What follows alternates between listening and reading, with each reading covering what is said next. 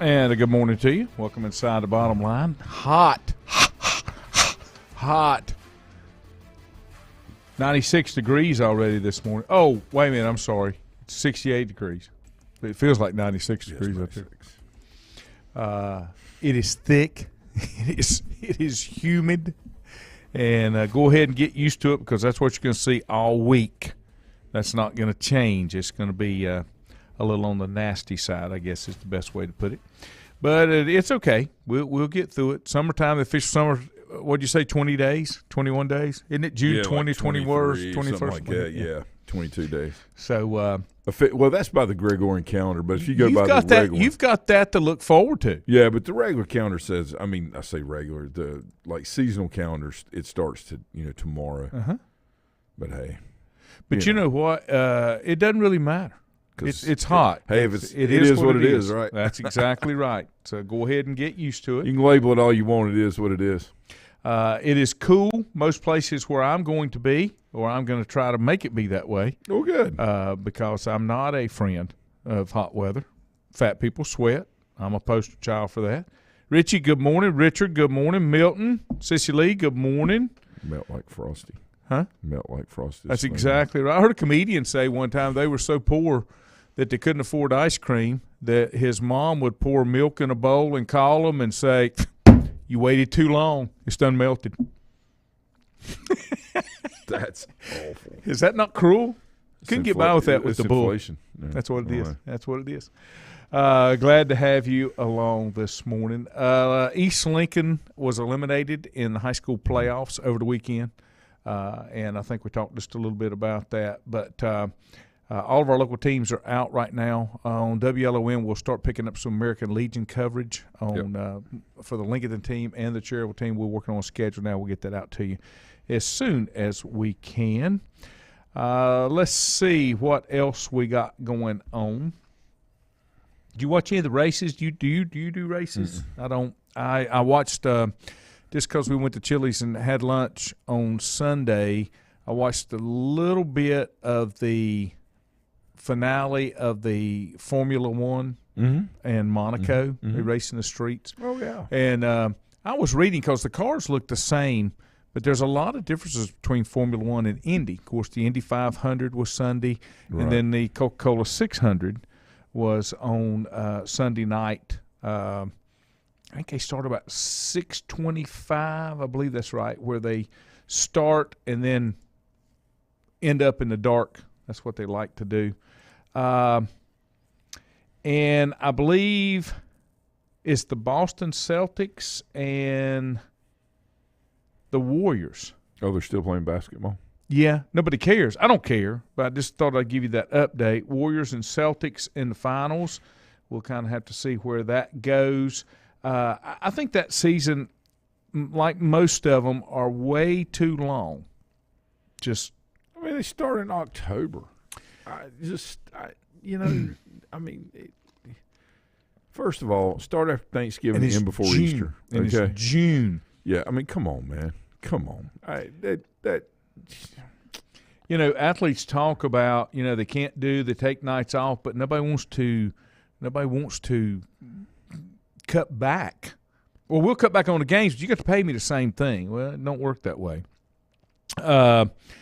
Lady said the Canes imploded at home last night. Third-string goalie and a major injury in the first period. Tough end to the season. Hey, but at least you were there to compete. Richie said, got a question for you. Preface with this. Carolina's women's lacrosse team won the national championship over the weekend. Finished season 22-0. The question is, would you rather have had a loss going into the championship game and not have the pressure, or have the pressure to finish undefeated and have that claim? It's a great question. It depends on your team, and I'm serious when I say that. And I think if you've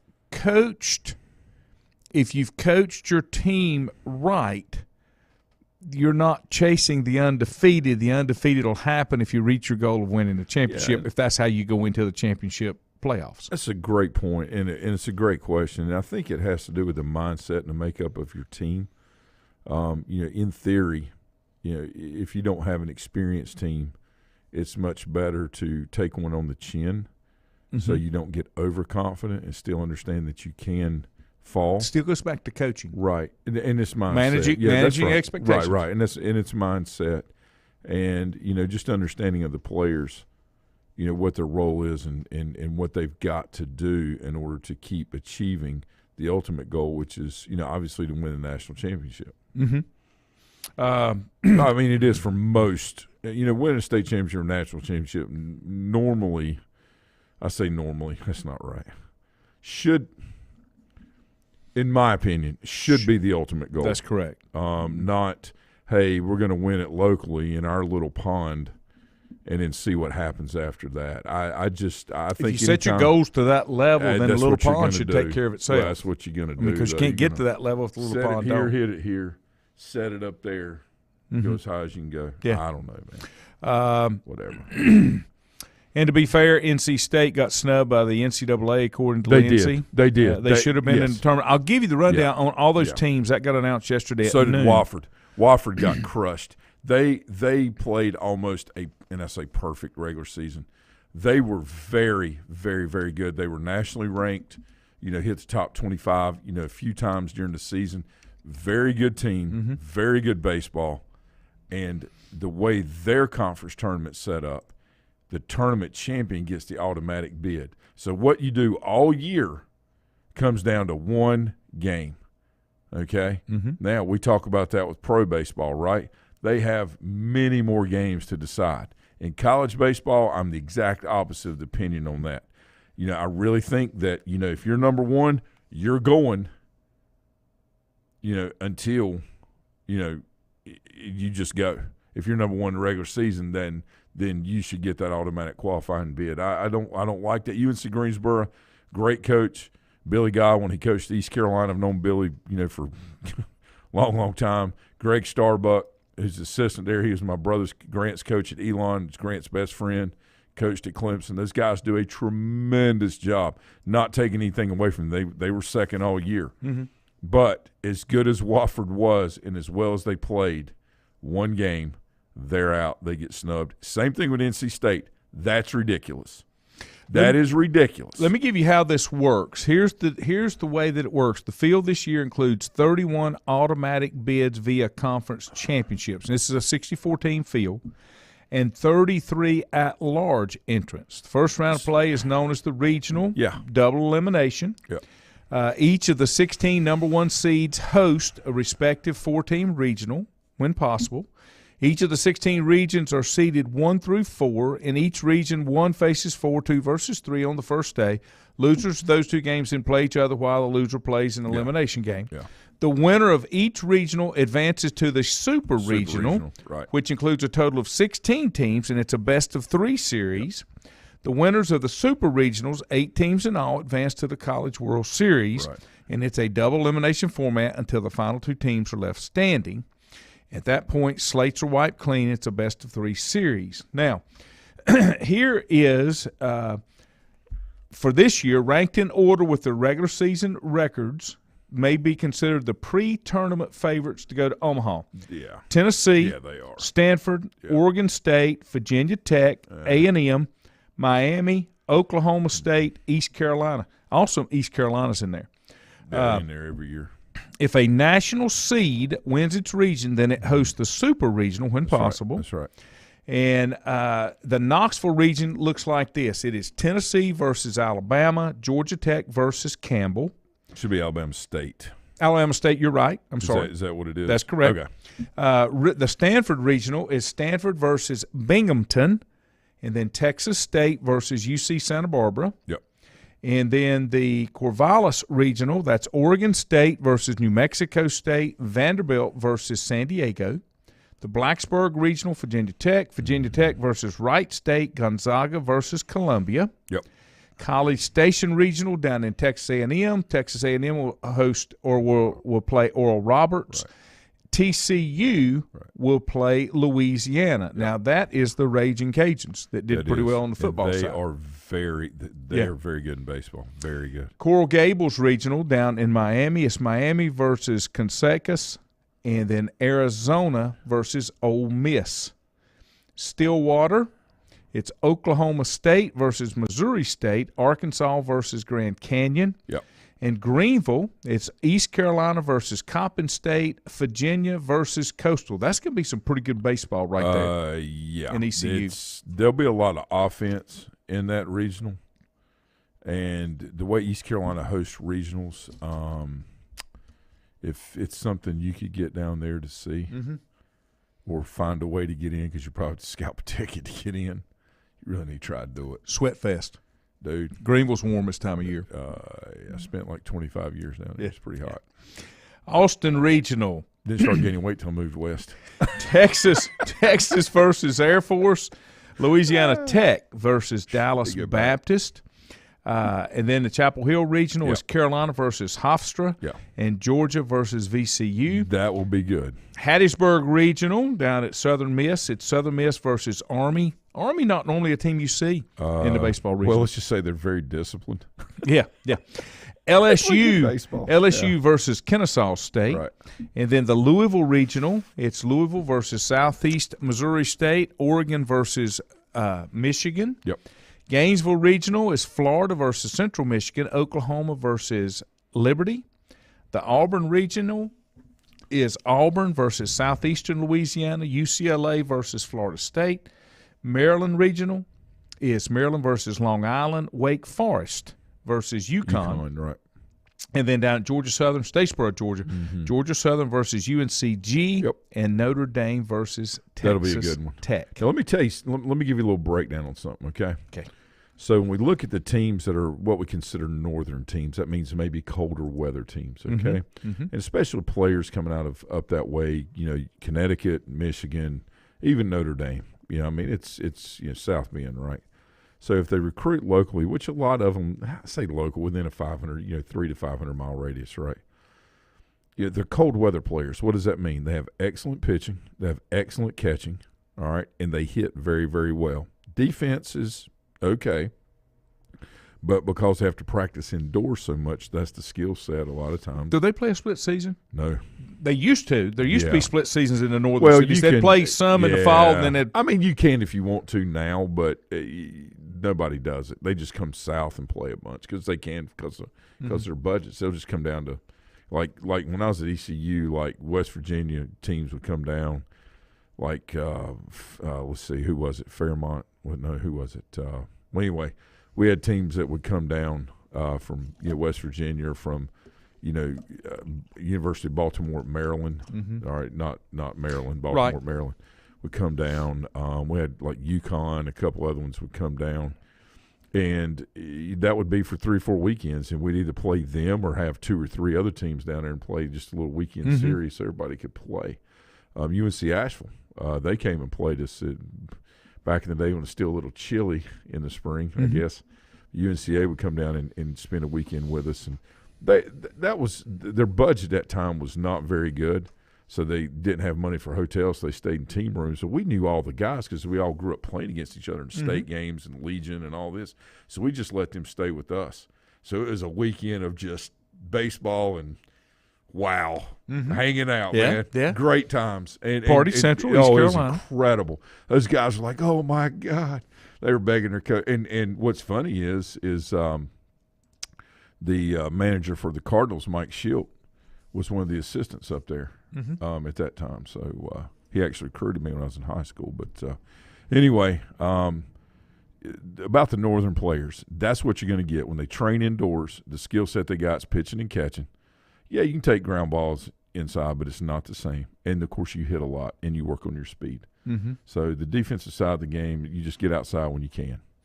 Well, I know it's different. I remember there used to be the split seasons that they used to do. Yeah, especially for a the little northern. bit of sun. Yeah, you're right. You're right. Richie said, did you see where Oregon State lost to UCLA the other night, 25-21 in 10 innings? I'm not sure how Oregon State played in the Pac-12 championship game. That's almost unheard of. The Beavers are incredible. They're the ones that beat Carolina back-to-back years. When Carolina, all they had to do was get that one out, and they threw the ball away at first base, and it cost them the national championship. He got his feet tangled up. I mean, it happens. Yeah. But I saw that, Todd. I got an announcement. I'm on the media list with Western. After 15 years, Western's baseball coach Mo has announced his retirement from college baseball. Has over 400 wins at Western. Baseball is one of the high spots for Catamount athletics. Wonder who will take his place. Is there anybody inside the staff? No, I think they're going to go outside. I think they're going to go for a national search, and it's not that the two guys that are with them or three guys there are not capable. That's not what it is. But Western's at the point now, and I hope they do promote within. But I would suspect them to go national and to get one of these assistants at one of the SEC schools. Now, remember, Coach Jack Leggett, who's was Clemson, Hall of Fame, all this. Yep. He was at Western, and Keith LeClaire, who ended up being the head coach of Western in East Carolina, died of ALS, who I named my son Garrick after. Okay, Keith was a first-year assistant, and I was a senior in high school, and they recruited me. My life, I will tell you, will likely have been drastically different if I had played for LeClaire and for Jack at Western because of the coaching tree. That coaching tree, you got Sully, Kevin O'Sullivan down at Florida, who worked for Jack at Clemson. You've got head coach at Vanderbilt, who's probably Tim Corbin, who's probably the best coach in the country, or I would say one of the top three. Worked for him at Oregon. Being under that tree and the trajectory I was on at that time, man. I mean, I'm not saying this or the other, but you know how life takes you different places. Yeah, could have happened, Laney. Yeah, it'd been very interesting. Just a sidebar, and I'll get back to it in a minute. Stacy bragging on his Volunteers. Tennessee has done well in basketball and baseball, but not football. Stacy, they still got a ways to go there. Stacy. Okay, so their baseball program is as tough and as nasty and competitive. And I don't mean nasty in a bad way, but just gets after it. The grit. I mean, the guy slides into third head first during the tournament championship, and the guy from Florida's holding the thing, or whoever it was they were playing was holding the glove on him too long. He jumps up, puts his chest on him when he slides up, and they get ready. Man, man. Hey, those are my kind of guys, right? Yeah. Dirt bags, man. And they've got a pitcher that throws 104, 105 miles an hour. Yeah, I saw that. I saw some. They were showing how you can't see it. Yeah, you just have to watch the glove. They were showing how the batter wasn't even close. Yeah, and when he steps far away. Okay, it's kind of like facing Darren Dreifert. Yeah, 20, 30, whatever, 30 years. Yeah, that ball coming in there, you don't want any. Yeah. When Dreifert was 18, 19 years old, he threw just as hard as he did when he played for the Dodgers. Yeah. You don't want none of that. Yeah. Step in the dugout, baby. Here it comes. Andrew says they have a pitcher with a sweet handlebar, like Raleigh Fingers. So they've got some interesting characters on that team, and I love watching them. And they can hit the ball lane. They hit a ton of home runs this year. Yeah.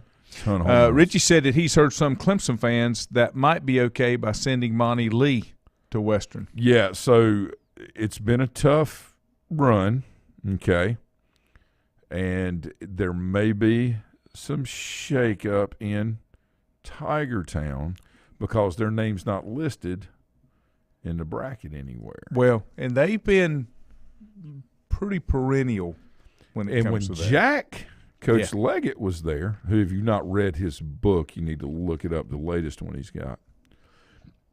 When Coach Leggett was there, it just didn't ever seem to be good enough. It's kind of like Philip Fulmer at Tennessee. Be careful what you wish for.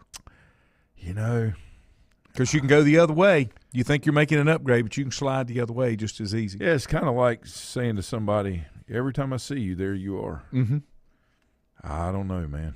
Let me take a break. We come back. I got a question, complete sidebar, to see if you think there's any relationship here. Back in a moment. Untangling your headphones, finding the right remote, saying goodbye to your favorite shirt that hasn't fit in 10 years. Why are simple things sometimes so complicated? Thankfully, with auto owners, insurance doesn't have to be one of them. Auto Owners works with independent agents who live in your community and answer when you call, so you can worry about more important things, like finding a new favorite shirt.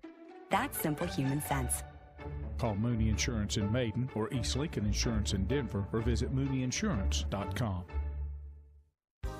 Times convenience stores are more than convenient. They're your neighborhood store, your store. With locations in Lincoln, Catawba, Gaston, Iredell, and Mecklenburg counties, there's one near you. Times convenience stores have the right items at the right price, from snacks, cold drinks, and light meals from the grill, and there's always a special to save you time and money. Times has what you need. Times convenience stores, there's one near you. Regardless of where you're going, there's one on your way. Remember, there's always time to stop by Times. Have you thought about when you would like to retire? One of your major assets is planning for retirement is time, and you lose a little of it each day. The longer you wait to start accumulating capital for retirement, the harder it's going to be. How should you plan for retirement? Start by calculating approximately how much capital you will need at retirement, then estimate how much you will have to put away each year. Finally, carefully choose the investments in which you will invest. Stifel Nicholas can assist you. Call Ford Rembert today at 828-624-7300. Stifel Nicholas, member SIPC, and the New York Stock Exchange. First Federal Savings Bank has been serving Lincoln County since 1940. And as it has been from the beginning, customer service is a priority to First Federal Savings Bank. They want to get to know you by name. First Federal Savings Bank has the convenience, the products, and the services that the larger banks have, but with hometown people that you see throughout your community. Stop in and visit one of their 4 convenient locations and see what First Federal Savings Bank has to offer you. Member FDIC, an equal housing lender. Whether it's a sit-down meal or a call-in for the drive-thru, Brookwood Cafe and Catering is the answer. A variety of meats, vegetables, and desserts cooked daily, or a hot sandwich from the grill, they have what you're looking for to satisfy your taste buds. If you need catering from 5 to 500, Brookwood has you covered as well. Stop by Brookwood Cafe and Catering at 202 Providence Mill Road in Maiden. Don't forget breakfast daily till 11 a.m. Open Tuesday 6 a.m. to 2 p.m., Wednesday through Saturday 6 a.m. till 8 p.m., and Sunday from 7 a.m. to 3 p.m. Call 828-428-8944 to place your order today. Covenant Church began as a vision of just over 100 people in 1984. Since then, Covenant Church has grown and currently located at 2168 Gastonia Highway in Lincoln. The Sunday schedule includes early morning worship at 8:30, Sunday school at 9:45, and morning worship at 10:45. Their ministries extend beyond Sunday. Visit their website at www.covenantchurch.church to see all they have to offer, and better yet, stop by and see for yourself. Covenant Church may be just what you're looking for a new church home. If you ask around, you'll find Burke Mortuary has a reputation for excellence and commitment to value. They've built a reputation of trust for more than 35 years. Burke Mortuary is proud to offer personal attention, meaningful tributes, and the area's most affordable prices. They're also proud to offer you beautiful, state-of-the-art facilities. It's the perfect place to honor your loved one. So when choosing a funeral home, the choice is easy. Choose Burke Mortuary with locations in Maiden and Newton. In the best of times, no one is more deserving of every opportunity, encouragement, and support than the youth in our communities. Parents, teachers, coaches, and sponsors struggle to stretch their budgets to continue help. Communities need a team effort. Times Oil Corporation, a longtime member of the community, established the Times Educational Alliance Mission, or Team Foundation. Since 2011, over $125,000 in grants have been donated in the community. Times Oil and the Team Foundation are proud to be community partners.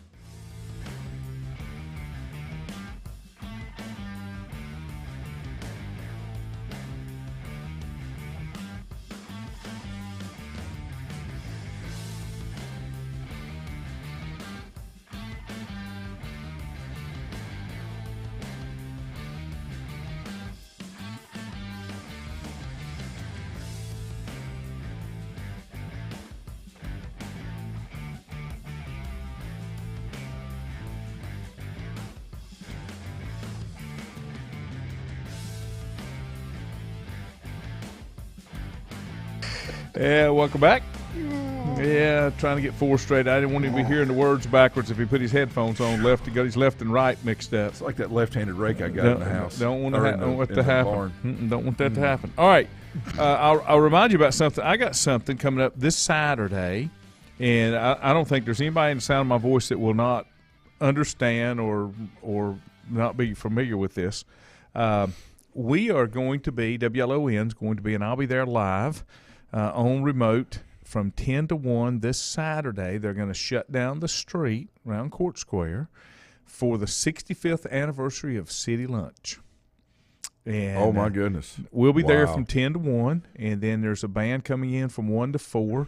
And in honor of the 65th year anniversary, all hot dogs are 65 cents. So, you want to come down and see You're me? talking about inflation Drop back and see me. protected. Come down and see Now, me. that's I'll a be there. real asset. Be there live. All right, now the question I was going to ask, just kind of on a serious note here, okay?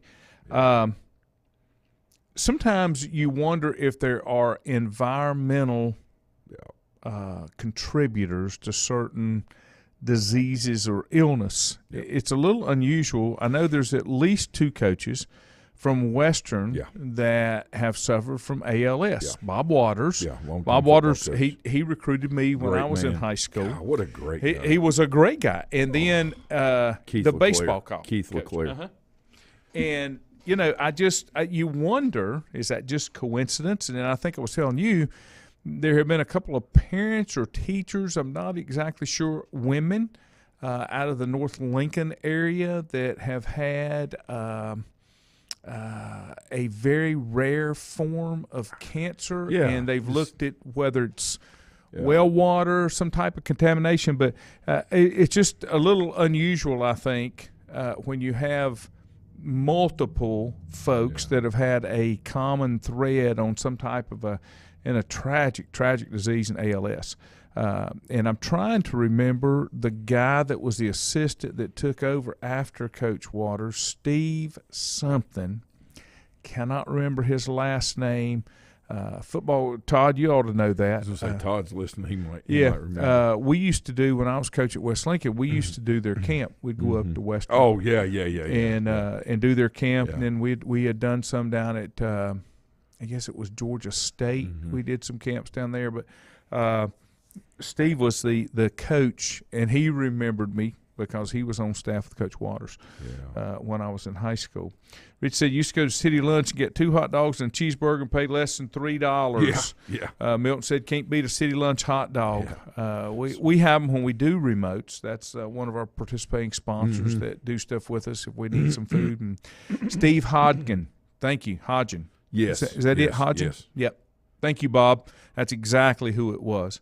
If you don't have anything to do, got something going on, come on down and visit with me. Like I say, I'll be broadcasting live from 10 to 1 while it's good and hot, and probably partake of a city lunch hot dog or something. Landon, the interesting thing about Keith LeClaire, of course, we watched Coach Waters. Mm-hmm. He went from being on the sideline and very active to having to sit down and then be in the chair, and then the interesting thing about Keith LeClaire is I used to take the kids from Maiden down to coaching clinic, George Whitfield's coaching clinic down in Goldsboro every year, and we do an overnight trip.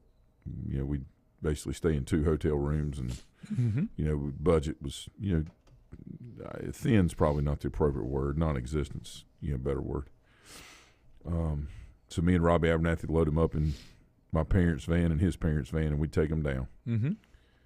And Keith, while he's head coach at Western, then of course he took the job at East Carolina a few years later. He was always there, and he was always very, very good with the kids. And he would entertain any questions you had. You could just walk up to him. He just a very good person, and he had the unique ability to make every player on his team feel that they were the most important part of that team, regardless of their role. I mean, I remember that there was a young man that was playing down there. This is probably 10, 11 years after, or whatever, 7, 8 years after I'd left. And he wasn't getting to play a lot. And he was either sophomore or junior. And, he was a very good player. They just had, great players. And he was just, kind of down on himself. He wasn't having a pity party. He just, he really wanted to play and be a contributor. Mm-hmm. And I saw Keith talk to him in the dugout before a game. And, I mean, it was 30 minutes. Mm-hmm. 30 – you don't do that before a game. 30 minutes, just nobody would go in that dugout. It's just him and Keith. And by the time Keith got through with him, that player felt like he was the most important player on that team, and that he had a lot to do, a major part of the success. And then, interesting enough, he got a pinch hit at bat that weekend, Ended up getting the game-winning RBI on a fly ball that scored a run from third, okay, in like the 8th inning, bombed 8th. And then he started spot playing him some, next couple 3 weeks. Rascal ends up going on a tear the last month and a half of the season and ends up being a starter the last, year or 2 years or whatever in the program. But the point is that he could have told the other kid, hey, stop crying and leave. Mm-hmm. He didn't do that. Mm-hmm. What's interesting was a couple years later, Keith was throwing batting practice in March and got really, really tired. And by May, they were having to prop him up in the dugout like this, and he could barely move his arms or anything. That's how quick that ALS got on him. I was just reading here, Bob Waters, he suffered with it for 6 years. Yeah. And some of the things just, I know you know it, Todd, and he passed away at the age of 50. He helped Western move from NAIA to NCAA Division II and then NCAA Division I and got into the Southern Conference. And he was from Millen, Georgia. Mm-hmm. And he was recruited and went to play at Stetson University, and they dropped the program at the end of his first season. He transferred to Presbyterian. What? He became a Blue Hose, but he played 4 years in the NFL. So he did play. Yeah. Yep. How about that? He played with, was it the Raiders or the 49ers? Out west. Mm-hmm. Okay, yeah. Mm-hmm. Yeah. He was drafted by the 49ers and the Chargers. That's back when it was NFL, AFL. It was two before the merger. Yeah. In 1960, he played 4 years. Wow. Had 3 touchdown passes and 8 interceptions because 4 years with the 49ers included 1 as a DB and 4 as a quarterback. He could play both. But That's he awesome. That is so wonderful. When he took the job at Western, bringing a victorious season for the 1969 Catamounts his first year, only losing to the Blue Hose. He lost to Presbyterian. But the team made the national rankings in 72 and 74 in Division I AA. Mm-hmm. Wow. I think he died in like 88 or 90, something like that. I had it right. I think here. I was like a junior in high Yep. school, senior 89. in high school. 89. Mm-hmm. Mm-hmm. And I don't think he was like 53. He was 50. No, he was 50. Yeah. Oh. No, he was smokes. 50. He was 50 Wow. years old.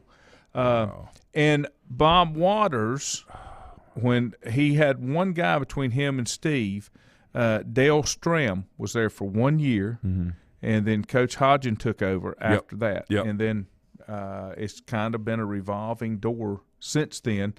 And that was, if I'm looking at the records here correctly, Coach Waters is the only coach with a career-winning record at Western Carolina.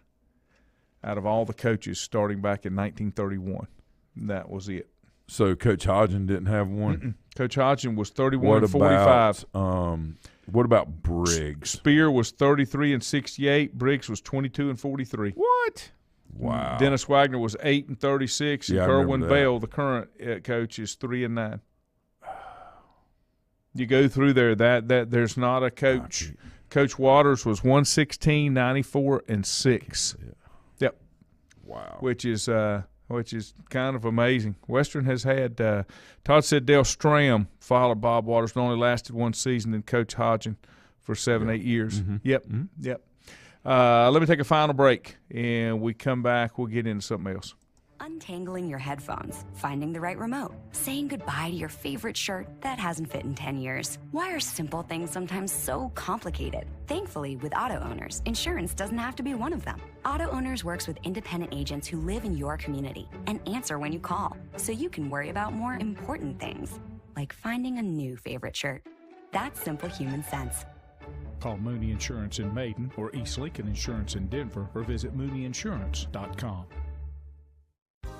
Times convenience stores are more than convenient. They're your neighborhood store, your store. With locations in Lincoln, Catawba, Gaston, Iredell, and Mecklenburg counties, there's one near you. Times convenience stores have the right items at the right price, from snacks, cold drinks, and light meals from the grill, and there's always a special to save you time and money. Times has what you need. Times convenience stores, there's one near you. Regardless of where you're going, there's one on your way. Remember, there's always time to stop by Times.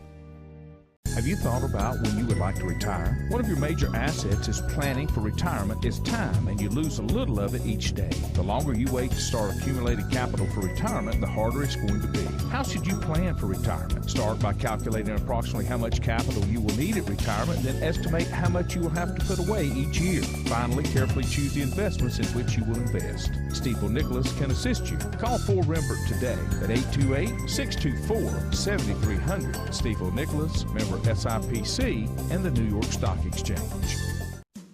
First Federal Savings Bank has been serving Lincoln County since 1940. And as it has been from the beginning, customer service is a priority to First Federal Savings Bank. They want to get to know you by name. First Federal Savings Bank has the convenience, the products, and the services that the larger banks have, but with hometown people that you see throughout your community. Stop in and visit one of their 4 convenient locations and see what First Federal Savings Bank has to offer you. Member FDIC, an equal housing lender. Whether it's a sit-down meal or a call-in for the drive-thru, Brookwood Cafe and Catering is the answer. A variety of meats, vegetables, and desserts cooked daily, or a hot sandwich from the grill, they have what you're looking for to satisfy your taste buds. If you need catering from 5 to 500, Brookwood has you covered as well. Stop by Brookwood Cafe and Catering at 202 Providence Mill Road in Maiden. Don't forget breakfast daily till 11 a.m. Open Tuesday 6 a.m. to 2 p.m., Wednesday through Saturday 6 a.m. till 8 p.m., and Sunday from 7 a.m. to 3 p.m. Call 828-428-8944 to place your order today. Covenant Church began as a vision of just over 100 people in 1984. Since then, Covenant Church has grown and currently located at 2168 Gastonia Highway in Lincoln. The Sunday schedule includes early morning worship at 8:30, Sunday school at 9:45, and morning worship at 10:45. Their ministries extend beyond Sunday. Visit their website at www.covenantchurch.church to see all they have to offer, and better yet, stop by and see for yourself. Covenant Church may be just what you're looking for a new church home. If you ask around, you'll find Burke Mortuary has a reputation for excellence and commitment to value. They've built a reputation of trust for more than 35 years. Burke Mortuary is proud to offer personal attention, meaningful tributes, and the area's most affordable prices. They're also proud to offer you beautiful, state-of-the-art facilities. It's the perfect place to honor your loved one. So when choosing a funeral home, the choice is easy. Choose Burke Mortuary with locations in Maiden and Newton.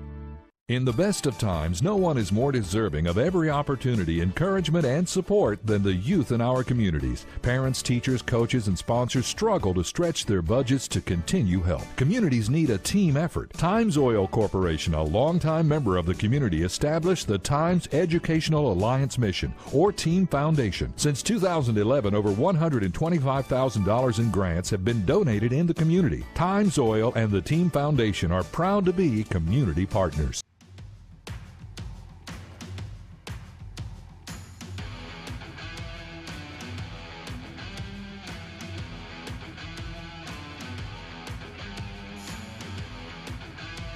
Welcome back. It just looks hot outside. I don't even want to think about it. Deal with it. Let's see. Who gave me that last comment here? Of course, Todd says, give Kerwin some time. Ain't the same old SoCon. Okay, I'll give him time, Todd. Whatever you say. And then Brandon said that Briggs beat App, that's the biggest thing, if I remember correct. Yeah. Can't really remember. Andrew says it's a little warm in Florida. There you go. You should be appointed a meteorologist.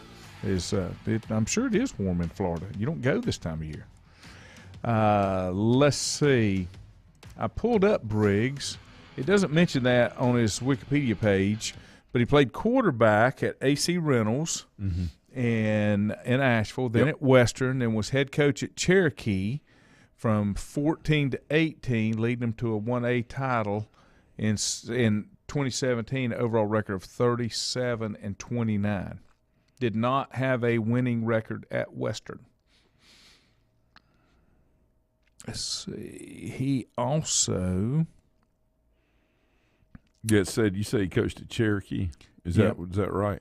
He was at Smoky Mountain as an assistant for 2 years. Yeah, I remember and that. then went to Cherokee.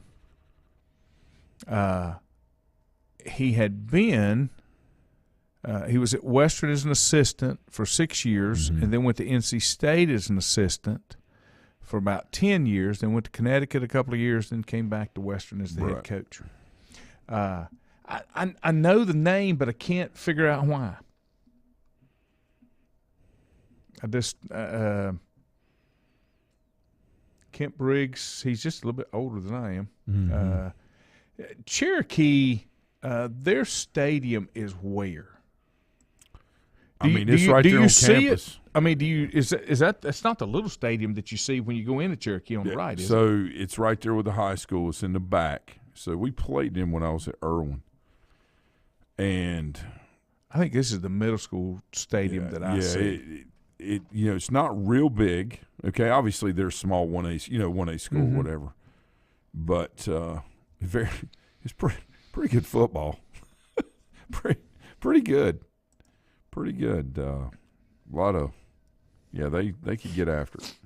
Brandon said that Kent had some serious health concerns a few years back. Richie said the Women's College World Series starts Thursday. Texas versus UCLA at noon, Northwestern versus Oklahoma, Oregon State versus Florida, and Arizona versus Oklahoma State. My Tigers did not fare well.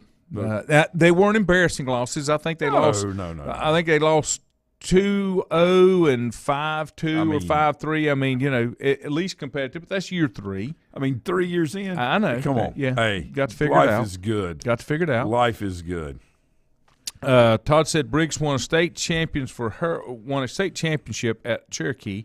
Coach, when he was at Western football player shot and killed the guy in a bar in Maggie Valley. And Cherokee has a new stadium that's huge from Harris money. I'm fearing Harris. He meant Harris Casino. Yeah. And that's been good for that area. You know that there's one in South Carolina now, just across the line, just outside of Gaffney. Right now, it's like these mobile office trailers till they build this huge thing. And I didn't know it. A friend of mine, she'd worked in banking for years, worked at First Federal for years, and then went to work at that Carter Bank and Trust that came into Lincoln. And then they've shut down, and I was talking to somebody, and they said that she is the safe manager at the new casino. I mean, she's been in the banking thing, but I thought that was kind of unusual. Richie said ACC didn't fare well getting through the super regionals. Virginia Tech at one point was the number 1 team in the nation. You've got some teams, Richie, that are in the College World Series, the women's, that are kind of perennial. Oklahoma is bad news. I mean, they're just nasty. Texas, UCLA, Arizona, Florida. Out of those 8 teams, I would hate to think how many of those are previous champions. And I had a trivia question that Juju brought up Friday, and I cannot remember the details. But he was saying, talking about Carolina winning that lacrosse championship. Every graduating class for the last, I don't know how many years, if you were at Carolina during your tenure there, they have won a national championship in something, like over the last 30 years, regardless of what it is. They've won it in something, which is that's pretty impressive. And if you're a student at a team and you can you have even if you're not a player, but just being a part of that. Oh, wow. That's I can barely say it, but it's probably the turf field that he's talking about. Yeah. Todd shared he shared a link on here of so I was trying to do Crow's preview. I've never seen that school. That's not what I see. It's a neat place. I mean, the one that I see, and look at those baseball and softball fields that they've got, and the track. The the field that I see, if you're going up, is it not 441, but if you go up out of Western and Silva into Cherokee to go across 441 over to Gatlinburg, there's a school on the right that's got that must be like their middle school or something. But what I don't know what all this is. That's the Commons area. If that's the middle school and the high school, it looks like. Okay, then I don't know what that little school is. That's a pretty nice place for a 1A high school. Yeah. Thanks for sharing that, Todd. You can find it on the Facebook post. Richie said Carolina women's lacrosse lost 2 games over the past 3 years, and both of those losses were to Boston College. This year, Boston College lost 4 games, and 3 of those were to Carolina. You don't usually think of lacrosse other than men's lacrosse at Duke. You don't usually think of lacrosse as being a dominant Southern sport. But Duke is not a Southern university. It's a Northern university. It just happens to be located down south. Right. But lacrosse is traditionally associated with Northern. You can probably say that about Carolina too, to some degree. Yeah, you can now. Hockey and you can now. Mm-hmm. Like you're talking about lacrosse and some of the sports that are obviously more popular up north. I had classes. With some ladies at Appalachian that were field hockey players. Yeah. That did not have a lot of their own teeth left. Yeah. That is a vicious, vicious game. Lacrosse is too. I mean, that's just way too hard for me. I watched a little bit of that Carolina game because it was on TV, but that's a whole different animal trying to catch the ball in the stick. And yeah, obviously don't know the rules and all this. I just know how they score and things like that. But what I like is you have the defenders, and their stick is like 60 feet long. They just start swinging that thing, right? And then you got the ones that are, offensive players that got the smaller stick, control it, and throw it in the net. And I like the one, though, that's got the longer stick that's a defender. Holy smokes, man. You could light somebody up with that thing. Let me sidebar here for just a second. When I was Appalachian, I officiated intramural sports. Right. But I played a lot of intramural sports. Yeah, absolutely. And one sport that I played that I'd had no exposure to that has to be one of the most exhausting sports I've ever played, and you don't think of me in this particular sport, water polo. Oh. Have you ever played water polo? Oh, yeah, at ECU. You're in the deep end of the pool? Dude. And you swim from each side. You put the little rubber caps on so you know which team you are and the passing. And gives you an ab workout. That is legs. brutal. That is that's brutal. Some strong people. Morning, Bill Klein. And what's interesting is how the ones that are really good at it, how they can elevate out of that water and throw. Yes, and throw. I mean, it is impressive. Yes, it is. Impressive. Yes, it's very impressive.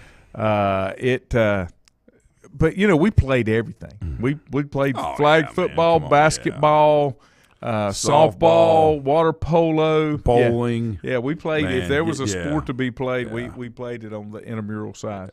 Yeah. I'll have to get that. I do. We do need to mention Conwell Tech. Yeah, they're in the losers bracket now, but they play again today, 3:30 if I'm not mistaken. They got a chance. There's some local folks, and I didn't realize that's where Spencer Ledford plays. Yeah, the boy from Bandy's. Mm-hmm. And then this kid from I believe West Lincoln on the team. And, that's right. And some people I grew up with in Burke County, the Ronies, their boys. Their boy plays on that team. Good player. We've had Coach Pate on a couple of times. We had him on just before. Frank Pate is hands down. Yeah, people talk about baseball in this area, and I've got a book I'm gonna give Juju that I was given. Let him read that I was given for my birthday. It's Catawba County, baseball history. But I got to tell you, present included, all the guys, whatever. If I had to take a guy in Catawba County that I'd want to coach me or coach my kid, and there's been a lot of great ones. Harry Fry, Marty Curtis. I mean, some great people. Coaches at LR, John Hamilton, who recruited me when I was in high school. Great man. It'd be Frank Pate. Mm-hmm. I had the pleasure of coaching his oldest boy, Tyler. And Frank's just I don't think there's anybody out there that doesn't have something very positive to say about him. I mean, just the way that he runs the program, handles the kids, the knowledge, everything. Steve Peeler says Pate's the best. And Steve's right. Great thing about Frank Pate is and humble. Yeah, a lot of times coaches go on the sidebar and talk about this and talk about that, and as soon as you start getting out of bounds, he says, "How's your family? How's things going? How's your family doing? Good. Brings you back in. Yeah, he's just that guy. Yeah, but he's that guy. Yep. He never heard anything, but even my wife was talking about when he was at CVCC about what a nice guy he was. Well, I mean, we had a lot of interaction at that time that CVCC was starting a program. I was a Legion coach, and they were needing a home place, and I told him, I said, Frank, the Legionnaires are great about this. Whatever you need to do, man. Obviously the field needed major improvements. The fairground's a great place, but it was the worst playing condition. Mm-hmm. Just because of the lumps in the field and just history, right? I said, you just do whatever you got to do, man. Next thing I know, I mean, he's calling me every day. I'm like, thanks for calling, but you don't have to call me. Just whatever you want to do, man. They had fencing up. They had a laser-guided grader come in and just took the whole field up, redid everything, laid it back down. It was immaculate. Amazing. Incredible. Loved every minute of it. Those are things that are great job, man. You talk about that, and I know Steve does that too. Mm-hmm. That laser guided stuff. But you watch it if you're watching road construction and you see a little dome thing. Yeah. That's what that dome thing does. It does GPS, and you put in the coordinates, and it'll fine grade it down to whatever you want. Yeah. I mean, it's amazing. Incredible. Yeah, it's amazing what you can accomplish and how good that looks.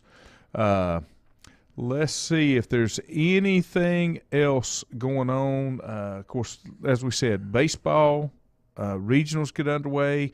Super regionals in softball this week. Division, it's National JUCO Division III.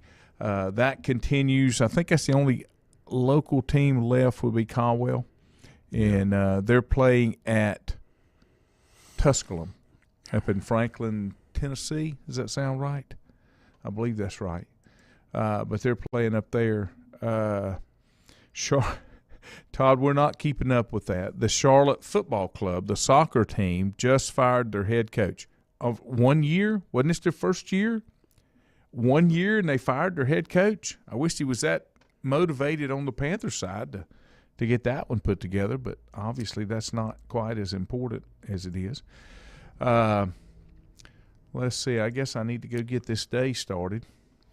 I do have to do some of those.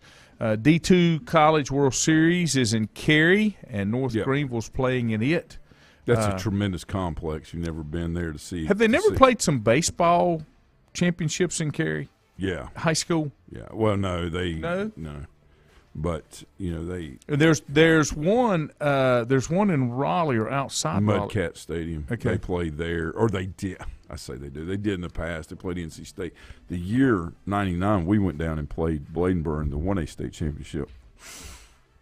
We had to play at Garner High School because Mudcat Stadium was being redone, and so was NC State, and they couldn't take 4 teams playing or 8 teams playing a potential, 24 games on it from Friday to Sunday. So they just sent us over to Garner, which was fine. We had our own site. Things were good.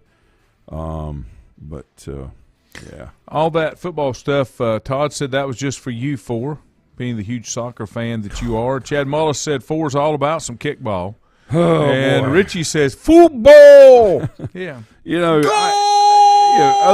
Listen, everybody has what they like and don't like. I fully support our kids that play sports, no matter what it is. And, I think it's great. But after high school, that's where I cut it off, man.